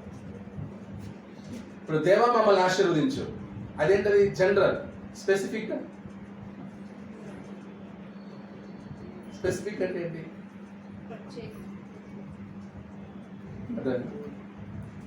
స్పెసిఫిక్ అంటే కదా, ఫర్ ఎగ్జాంపుల్ దేవా నా కుటుంబాన్ని ఆశీర్వదించన్నావు, అది జనరల్. స్పెసిఫిక్ ఏంటి? నన్ను, నా భార్య, నాకు నా భార్యకు మధ్య మంచి సంబంధం ఉండేటట్లు, మేమిద్దరం ఆరోగ్యంగా ఉండేటట్లు, మేమిద్దరం నీకు లోబడేటట్లు మమ్మల్ని ఆశీర్వదించు. స్పెసిఫిక్ వచ్చిందా? అలాగే పిల్లల కోసం మా పిల్లల్ని ఆశీర్వదించు. ఏమని ఆశీర్వదించాలి? ఏ విషయంలో ఆశీర్వదించాలి? మా పిల్లలు మాకు లోబడేటట్లు, మా పిల్లలు బాగా చదివేటట్లు, మా పిల్లలకి చెడు అలవాట్లు రాకుండా, మా పిల్లలకి చెడ్డ సావాసం, చెడ్డ స్నేహితులు తగలకుండా. అర్థమవుతుంది కదా? అది స్పెసిఫిక్. చాలాసార్లు మనం ప్రార్థనలు ఏం చేస్తాం? స్పెసిఫిక్ ఉండదు. జనరల్గా ఆశీర్వదించు ఆశీర్వదించు ఆశీర్వదించు ఆశీర్వదించుంటాం తప్ప ఏం ఆశీర్వదించాలో చెప్పాం. ఇన్ని సంవత్సరాలు అయింది మన క్రిస్టియన్స్ అయ్యి, ఇంకా స్పెసిఫిక్ ప్రేయర్స్ మనకు నేర్చుకోలేకపోతాం. స్పెసిఫిక్ ప్రార్థనలు చేయట్లేదు. అలాగే పాపం కూడా ఎలా ఉండాలి? దేవుని దగ్గర స్పెసిఫిక్గా ఉండాలి. దేవా, ఈరోజు నేను ఒకరిని తిట్టాను, నన్ను క్షమించు. స్పెసిఫిక్ ఉందా లేదా? మేము ఏమైనా తప్పు చేసి ప్రభావం మమ్మల్ని క్షమించు అంటే ఏంటి? యు ఆర్ నాట్ స్పెసిఫిక్గా చెప్పడం లేదు. స్పెసిఫిక్గా చెప్పడం లేదు. కోర్టులో కూడా స్పెసిఫిక్గా ఒప్పుకుంటేనే శిక్ష తక్కువ. ఏంటయ్యా ఈ నేరం చేసావా? అవును యువర్ ఆనర్,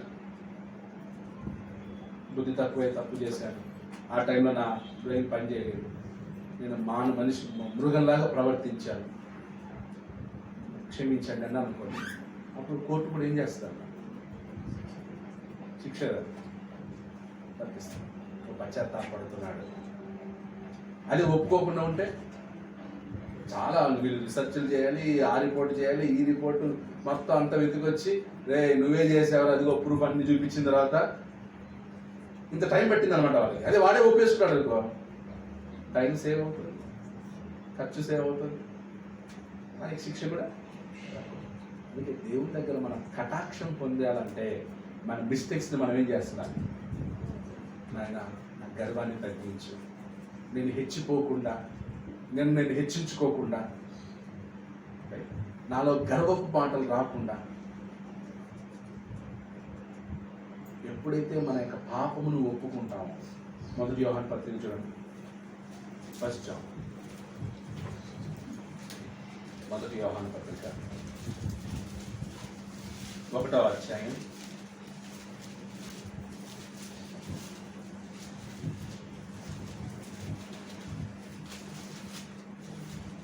8వ వచనం. మనము పాపము లేని వారమని చెప్పుకొని ఎడల మనలను మనమే మోసపుచ్చుకొందుము, మరియు మనలో సత్యం. అంటే మనలో సత్యం ఉంది అనే దానికి ప్రూఫ్ ఏంటి? పాపాన్ని ఒప్పుకుంటున్నాం. పాపం ఒప్పుకున్నప్పుడు, మిస్టేక్స్ని ఒప్పుకున్నప్పుడు మనలో ఏమున్నట్లు? సత్యం ఉన్నట్లు. ఒప్పుకోవట్లేదంటే సత్యం లేదు. అప్పుడు నువ్వు ఎవరివి? అబద్ధికుడా. బాప్తిజం పొందిన తర్వాత కూడా నువ్వు అబద్ధికుడవా? అంటే ఇది ఎవరి గురించి మాట్లాడుతున్నాడు? బాప్తిజం పొందని వాళ్ళ గురించి, పొందిన వాళ్ళ. ఎవరైతే బాప్తిజం పొందారో వాళ్ళ గురించి మాట్లాడు. బాప్తిజం పొందిన తర్వాత కూడా మనం ఏం చేస్తాం? పాపం చేస్తాం. ఆ పాపం చేసినప్పుడు ఏం చేయాలంట? ఒప్పుకోవాలంట. ఒప్పుకోకపోతే నీలో ఏం లేదు, నీలో సత్యము లేదు. అప్పుడు నువ్వు ఎవరివి? అబద్ధికుడవి. రెండోది నువ్వు ఏం చేసుకుంటున్నావు? మనల్ని మనమే మోసపుచ్చుకొందుము, మనలో సత్యం ఉండదు. 9వ వచనం. మన పాపములను మనము ఒప్పుకొని ఎడల ఆయన నమ్మదగినవాడు, నీతిమంతుడును కనుక ఆయన మన పాపములను క్షమించి సమస్త దుర్నీతి నుండి మనలను పవిత్రులనుగా చేయును. ఆయన కలుస్తాడా మనల్ని ఒప్పుకుంటే? మన మిస్టేక్స్ ని దేవుని దగ్గర ఒప్పుకుంటే ఆయన మనల్ని ఏమైనా కలుస్తాడా, బెదిరిస్తాడా, లేకపోతే అగ్నిగుండం లేస్తాడా? ఏం చేస్తాడంట? క్షమిస్తాడట, సమస్తమైన దుర్నీతి నుండి తప్పించి పవిత్రులుగా చేస్తానంటున్నాడు. మరి ఒప్పుకోవడానికి మనకేంటి ప్రాబ్లం? ఒప్పుకోవడానికి ప్రాబ్లం ఏంటి? సారీ అడగడానికి ప్రాబ్లం ఏంటి? దేవుని దగ్గర గాడ్ ఐఎమ్ సారీ, నేను ఈ తప్పు చేశాను, నేను ఈ మిస్టేక్ చేశాను. మీకు లాస్ట్ టైం ఎక్కడ చెప్పాను, ఎక్కడైతే క్షమాపణ ఉంటుందో అక్కడ పీస్ ఉంటుంది, అక్కడ జాయ్ ఉంటుంది. Joy comes when you forgive. Joy comes when you are forgiven. దేవుడు నిన్ను క్షమిస్తే సంతోషం. ఇప్పుడు పొట్టి చెక్కయ్య ఉన్నారు, యేసుక్రీస్తు ఇంటికి పిలిచాడు. యేసుక్రీస్తు వాళ్ళ ఇంటికి వెళ్ళాడు. ఎప్పుడైతే యేసుక్రీస్తు వాళ్ళ ఇంటికి వెళ్ళాడో జక్కయ్యకి ఏమొచ్చింది? సంతోషం వచ్చింది. అక్కడే జక్కయ్యకి ఏమవుతుంటే, యేసుప్రభు నన్ను క్షమించాడు కాబట్టి నా ఇంటికి వచ్చాడు అని తాను ఎంతైతే పేద దగ్గర తీసుకున్నాడో ఎంత రిటర్న్ ఇచ్చాడు? 4 అంతలు రిటర్న్ ఇచ్చాడు. అప్పుడు అన్నాడు, ఈ ఇంటికి నిజముగా ఇప్పుడు సంతోషం వచ్చి ఉండదు అన్నాడు. అప్పటివరకు ఏం లేదు ఆ ఇంట్లో. ఎప్పుడు వచ్చింది సంతోషం? క్షమించబడినప్పుడు. జక్కయ్య క్షమించబడ్డాడు. తాను క్షమించబడ్డాడు. తన పాపాన్ని ఒప్పుకునడానికి ప్రూఫ్ ఏంటి? 1, యేసుక్రీస్తు వచ్చాడు అంటే దేవుడు క్షమించాడని అర్థం. 2, అతను మారాడు, మారు మనసు పొందడానికి ప్రూఫ్ ఏంటి? తాను ఎంతైతే తీసుకున్నాడో 4 గంటలు. That's the proof of Joy. ఒక ఇంట్లో సంతోషం ఉండాలంటే క్షమించబడాలి. అందుకే ఎవరితో మనం ఏం చేయకూడదు, పోరు పెట్టుకోకూడదు. ఏమడుగుతూ ఉండాలి? సారీ అడుగుతూ ఉండాలి, క్షమాపణ అడుగుతూ ఉండాలి. క్షమించబడ్డాం అనుకోండి, ఏముంటది? జాయ్, అంతే. జాయ్. ఎవరి విషయంలో మనకు నెమ్మది లేదో, సమాధానం లేదో వాళ్ళ దగ్గర ఏమడగడం?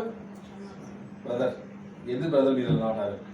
మీరు నాదేదైనా తప్పుంటే క్షమించాను బ్రదర్, మీరు అలా ఉండద్దని బ్రదర్. అయిపోయింది. వెంటనే ఏమవుతుంది? ఏం ఏర్పడుతుంది అనమాట?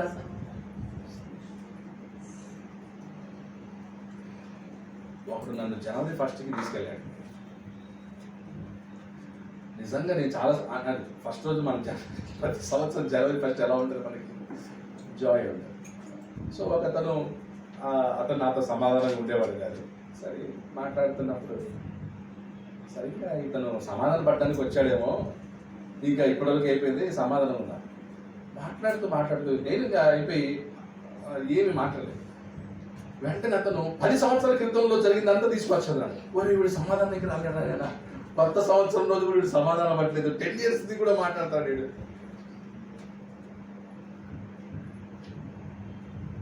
కొంతమంది కొత్త సంవత్సరం అనే సాకులోనైనా పాతవి ఏం చేస్తారు? మర్చిపోతారు. కొంతమంది ఎన్ని కొత్త సంవత్సరాలు, ఎన్ని న్యూ ఇయర్లు వచ్చినా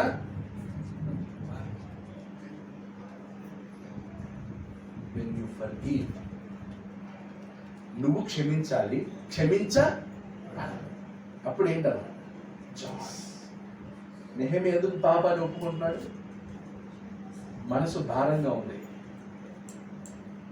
నెమ్మది లేదు, సమాధానం లేదు. ఇప్పుడు పాపం ఒప్పుకుంటే ఏమొస్తుంది అన్నమాట? ఏమంటాడు ఇప్పుడు నెహెమ్యా? వాళ్ళు పాపం చేశారు, వాళ్ళు క్షమించంటున్నాడా? నేనే పాపం చేశాను అంటున్నాడా?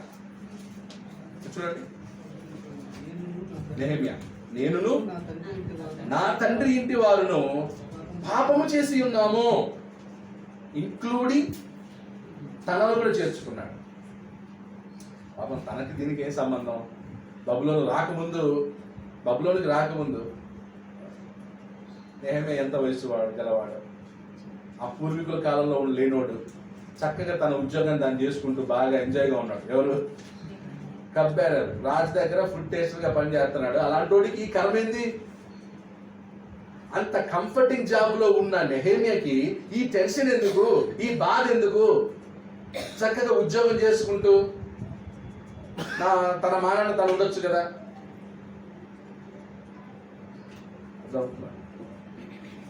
తర్వాత నీ ఎదుట బహు అసహ్యముగా ప్రవర్తించితివి. దేవా, నీ ఎదుట మేము ఎలా ప్రవర్తించాము? బహు అసహ్యంగా ప్రవర్తించాము. నీ సేవకుడైన మోషే చేత నీవు నిర్ణయించిన ఆజ్ఞలనైనను కట్టడలనైనను విధులనైనను మేము గైకొనకపోతిమి. మోషే మాకు విధించాడు ఆజ్ఞల్ని కట్టడాల్ని, అవి నీవే, కానీ వాటిని మేమేం చేయలేకపోయాం, గైకొనలేకపోయాం. అసహ్యంగా ప్రవర్తించాం.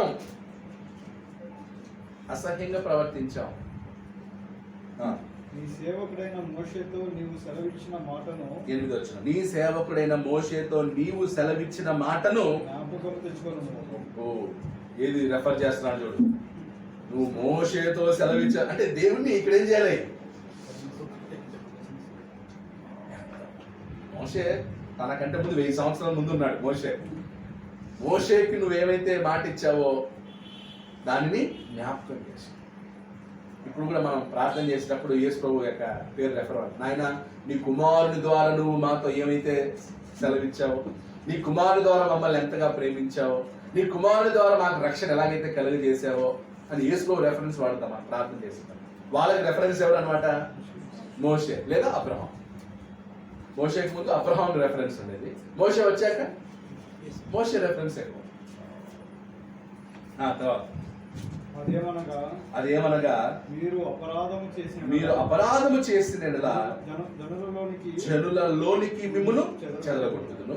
అయితే మీరు నా వైపు తిరిగి నా ఆజ్ఞలను అనుసరించిన ఎడల భూదిగంతముల వరకు మీరు తోలివేయబడినను అక్కడ నుండి సహా మిమ్మును కూర్చి నా నామము ఉంచుటకు నేను ఏర్పరచుకున్న స్థలమునకు మిమ్మును రప్పించదనని నీవు సెలవించితేనే కదా. అందుకే ఈ వచనాన్ని బేస్ చేసుకుని ఇప్పుడు ఇశ్రాయేల్ అందరూ కూడా, శరీర సంబంధమైన ఇశ్రాయేల్ అందరూ కూడా, యాక్చువల్లీ హిట్లర్ కాలంలో ఏమయ్యారు? ఇశ్రాయేల్స్ అందరూ కూడా చనిపోయారు, హిట్లర్ యూదుల్ని చంపినారు. కానీ మళ్ళీ వాళ్ళకి ఏమి ఇచ్చారనమాట? దేశం ఇవ్వబడి చదివిపోయిన యూదులందరూ కూర్చారు. మన ఇండియాలో కూడా మన ఇండియా యూదుల్ని కాపాడింది. యాక్చువల్ హిట్లర్ టైంలో ఎంతో మంది యూదుల్ని మన ఇండియా కాపాడింది. అందుకే కేరళలో కానీ ఆంధ్రప్రదేశ్లో, ఇప్పటికీ ఆంధ్రప్రదేశ్లో సమాజ మందిరాలు ఉన్నాయి, కేరళలో సమాజ మందిరాలు ఉన్నాయి, గోవాలో కానీ తమిళనాడు ఈ బార్డర్లు అంతా కూడా యూదులు చాలామంది ఉన్నారు. అంటే ఆ టైంలో కాపాడారు, వాళ్ళకి దేశం లేకుండా పోయింది. కానీ మళ్ళీ దేశం వచ్చింది వాళ్ళకి. ఇప్పుడు ఒక పెద్ద దేశంగా మారారు. అంటే అలా చెదరగొట్టబడడం, కూర్చోడం. చెదరగొట్టేవాడు దేవుడే, కూర్చోవాడు దేవుడు. అంటే ఆ శరీర సంబంధమైన ఆశీర్వాదం వాళ్ళకి ఇప్పటికీ ఇంకా కంటిన్యూ అవుతుంది. అది ఫిజికల్ ల్యాండ్ ప్రామిస్ అంటారు, సీడ్ ప్రామిస్, ల్యాండ్ ప్రామిస్ అంటారు. ఇప్పుడు వీళ్ళకి ఏంటనమాట? ల్యాండ్ ప్రామిస్, కనాను దేశాన్ని మీకు ఇస్తానన్నాడు. సో వాళ్ళు ఎక్కడికి వెళ్ళినా మళ్ళీ ఎక్కడికి వచ్చారు? కనాను దేశానికి వస్తూనే ఉంటారు. ఆ ప్లేస్ ల్యాండ్ ప్రామిస్ అనేది యేసు ప్రభు వచ్చేంత వరకు వాళ్ళకు ఉంటుంది. కానీ దాన్ని పెట్టుకొని ఏం చేస్తాం? రక్షణ అవుతుందా? ల్యాండ్ ప్రామిస్ ఉంది, ఓకే, దానివల్ల రక్షణ రాదు కదా, దానివల్ల పరలోకం రాదు, దానివల్ల మీరు దేవుని కుమారులు కాదు. పదవచనం, చింతగించుము, నీవు నీ మహాప్రభావమును చూపి నీ బాహుబలము చేత విడిపించిన నీ దాసులకు నీ జనులు వీరే. యెహోవా, చెవి యొగ్గి నీ దాసుడినైన నా మొరను, నీ నామమును భయభక్తులతో ఘనపరచుట యందు ఆనందించు నీ దాసుల మొరను ఆలకించి. చూడండి, నీ నామమును భయభక్తులతో ఘనపరచుట యందు ఆనందించు నీ దాసులు. ఏమంటున్నా అర్థమైందా? దేవుని నామాన్ని భయభక్తులతో ఘనపరచడంలో ఉన్న ఆనందం. అంటే ఎవరైతే ఆనందంగా దేవుణ్ణి ఘనపరుస్తారు, ఎవరైతే ఆనందంగా దేవునికి భయభక్తులు కలిగి ఉంటారు. ఇప్పుడు దేవునికి భయపడాలి ఎలా? ఆనందంగా. దేవుని ఎడల భక్తి కలిగి ఉండాలి ఎలా? ఆనందంగా. దేవుని ఘనపరచాలి ఎలా? ఆనందంగా. దేవుని స్తుతించాలి ఎలా? దేవునికి పాటలు పాడాలి ఎలా? పాటలు పాడేటప్పుడు ఏముండాలి? ఉందా? పాటలు పాడేటప్పుడు ఆనందం ఉండాలి, జాయస్గా పాటలు పాడాలి. యెహోవా తండ్రి నామము పరిశుద్ధమైనది, ఆ పరిశుద్ధుడు నాక. ఆనందంతో పాడదాం. యెహోవా తండ్రి నామము. అంత సీరియస్ మొక్కల సీరియస్ ఏముండాలి? జాయ్, ఆనందం. పాటలు పాడడానికి ప్రిపేర్ అయి ఉండాలి, అటెన్షన్గా ఉండాలి. యాక్చువల్లీ సాంగ్స్ నిలబడి పాడాలి, పాటలు నిలబడి పాడాలి. అప్పుడు ఏమవుతుందంటే ఇలా బాడీ కరెక్ట్గా ఉంటుంది అన్నమాట. కూర్చొని పాడినప్పుడు పొట్టంతా కిందికి వెళ్ళిపోతుంది, స్వరం రాదనమాట. ఎంత గట్టిగా పాడినా ఆడే ఉంటుంది. అది నిలబడ్డాం అనుకో, ఇప్పుడు వీళ్ళు ఈ స్టేజ్ మీద పాటలు పాడే వాళ్ళందరూ నిలబడి పాడతారు, కూర్చొని పాడతారు. ఎస్పి బాలసుబ్రహ్మణ్యం కూర్చొని పాట పాడారు. అదంతా స్టేజ్ మీద నిలబడి పాడడం వల్ల ఏంటంటే జాయ్స్. వాళ్ళందరూ చూడు లోకస్తుల పాటలు పాడేటప్పుడంతా నవ్వుకుంటూ పాడుతూ ఉంటారు. మన తండ్రిని స్థుతించడానికి ఆనందం ఏమైంది? అందుకే పాటలు నడిపించేవాళ్ళు కూడా ఎలా పాడాలి? నడిపించాలి ఆనందం. నడిపించేవాడు ఒకవేళ శారీగా నడిపితే కదా ఇంకా అందరికి అదే నడిపించేవాడు ఆనందం. ఈ చేసిన ఆనందం. ప్రార్థన ఆనందంతో చేయాలి, ఆరాధన ఆనందంతో, చర్చికి రావడం కూడా ఆనందంతో. ఏదో బలవంతంగా వచ్చినట్టు ఉండకూడదు. కొంతమంది బలవంతంగా తీసుకొచ్చినట్టు ఉంటుంది.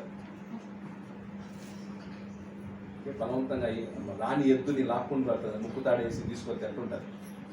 అది ఖాళీ రాజసార్లు ఆగిపోయింది, ఆయన కూడా లాక్కొని పోతా ఉంటారు. అలా కొన్నిసార్లు ఆరాధనకి బలవంతంగా లాక్కొని వచ్చినట్టు ఉండకూడదు. ఆరాధనకి ఆనందంగా రావాలి, ఆనందంగా ఘనపరచాలి. అదే అంటారు చూడండి, నీ నామమును భయభక్తులతో ఘనపరచుట యందు ఆనందించు నీ దాసులు. దేవుని దాసులు ఆనందంగా ఘనపరుస్తారు, ఆనందంగా లోబడతారు, ఆనందంగా ఆజ్ఞను అనుసరిస్తారు. స్టెఫెను అర్థసాక్షి అయ్యేటప్పుడు ఎలా అర్థసాక్షి అయ్యాడు? ఆనందంగా అర్థసాక్షి అయ్యాడు.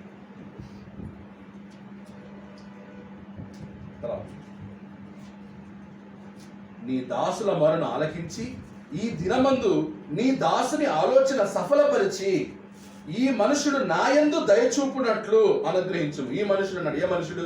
రాజు. దేవుని దగ్గర రాజుని రాజు అనట్లే. ఏమంటున్నాడు? రాజువి నువ్వు నాకు, దేవునికి కాదు. అందుకే అన్నాడు ఈ మనిషిని. రాజు దగ్గర మనిషిని రాజు అని చెప్పచ్చా? ఎంత క్లారిటీ చూడాలి. నెహెమ్యా మళ్ళీ డైరెక్ట్ ఉన్నప్పుడు ఆయన ఏమంటాడు? రాజు అంటాడు. దేవుని దగ్గర నీ ముందు వాడేంది రాజు, నీ ముందు వాడిని రాజు అనాలా? మనిషిని ఈ మనుషుడు నా యందు దయచూపునట్లు అనుగ్రహించుమని నిన్ను బతిమాలు కొనుచున్నాను అని ప్రార్థించింది. ఎన్ని విషయాలు ఉన్నాయి చూడండి. ఎక్కడ కూడా దేవుడి స్టాండర్డ్ తగ్గకుండా ప్రార్థన చేశాడు. చివరికి ఇంకొక రెఫరెన్స్ వాడేటప్పుడు కూడా అది దేవుని అంటే ఒక మనిషి అంతే. వాడు నీ ముందు ఎవరు? వాడు మనిషి. ఈరోజు ఎంతమంది గొప్ప వాళ్ళైనా దేవుని ముందు ఎవరు? వాడు ఒక మనిషి అంతే. ఎలాన్ మస్క్ దేవుని ముందు ఎవరు? ఓ మనిషి అంతే. అమెరికా ప్రెసిడెంట్ దేవుని ముందు ఎవరు? ఓ మనిషి అంతే. మన దేశాన్ని పరిపాలించే నాయకులు కూడా దేవుని ముందు ఎవరు? మనుషులు అంతే. దేవుని ముందు అందరూ మనుషులే. సో అలా నెహెమ్యా వార్తను విన్నాక ప్రార్థన చేశాడు. అంటే కంప్లీట్గా తన జాబు ఇవన్నీ కూడా డిస్టర్బ్ అయిపోయాయి కదా. నెహెమ్యా నాకెందుకు వచ్చిందిరా, మీ కర్మ మీరు అనుభవించండి, పాపం చేశారు, మన పూర్వీకులు మన పితరులు పాపం చేయడం వల్ల ఈ గతి పట్టింది పోండి అని చెప్పి తన డ్యూటీకి వెళ్ళిపోయాడా? మీరు అలా చేశారు కాబట్టే దీన్ని అనుభవిస్తున్నారు, అనుభవించండి బాగా, నాకెందుకు వచ్చింది. నాకు డ్యూటీ టైం అవుతుంది అన్నాడా? ఇప్పుడు ఆ ఉద్యోగానికి ఏం చేయబోతున్నాడు నెహెమ్యా? రిజైన్ చేయబోతున్నాడు. రిజైన్ చేసి ఎక్కడికి వస్తున్నాడు? యెరూషలేముకి వస్తున్నాడు. మనం చేస్తామా? నాకట్లేదు. ఏ ఉద్యోగం? రాజు దగ్గర తన ఉండేటువంటి ఉద్యోగాన్ని విడిచిపెట్టి రాజీనామా చేసి యెరూషలేముకి వస్తున్నాడు. పాడైన స్థలానికి వస్తున్నాడు. బాగున్న ప్రదేశంకి వెళ్తారా, పాడైన స్థలానికి వెళ్తారా ఎవరన్నా? అందరూ అమెరికాకి వెళ్ళాలనుకుంటారు కానీ ఆఫ్ఘనిస్తాన్ పోవాలనుకుంటారు కదా. ఉన్నత స్థితిని నెహెమ్యా ఉన్నత స్థితిలో ఉంటాడు. ఆ ఉన్నత స్థితిని నెహెమ్యా ఏం చేశాడు? వదులుకొని ఎక్కడికి వస్తున్నాడు? పాడైన స్థలమును బాగు చేయడానికి వస్తున్నాడు.